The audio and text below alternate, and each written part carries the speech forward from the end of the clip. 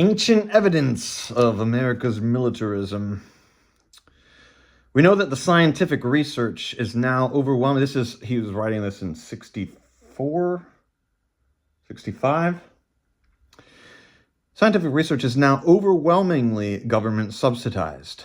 But in the United States, with the federal budget for research and development at $15,000 million or more, after a climb of 445% in 10 years, 87% of this is devoted to defense, space, and atomic energy.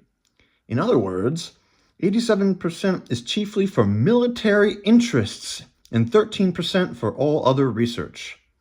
Only 7% of this goes to health, education, and welfare. Consideration of such figures as these will enable us to judge the humanism in government-sponsored technology.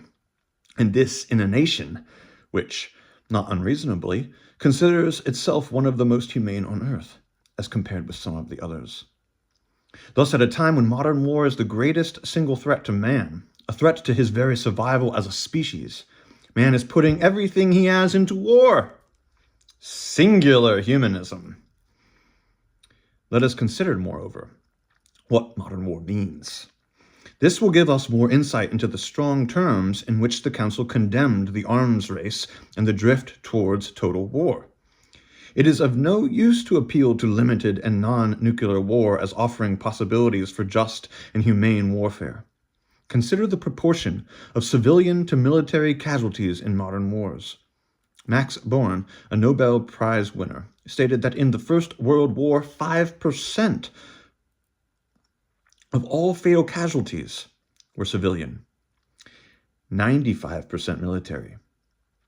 In such a case, one might still resort to traditional moral arguments concerning the rightness of permitting some civilian casualties on the principle of double effect.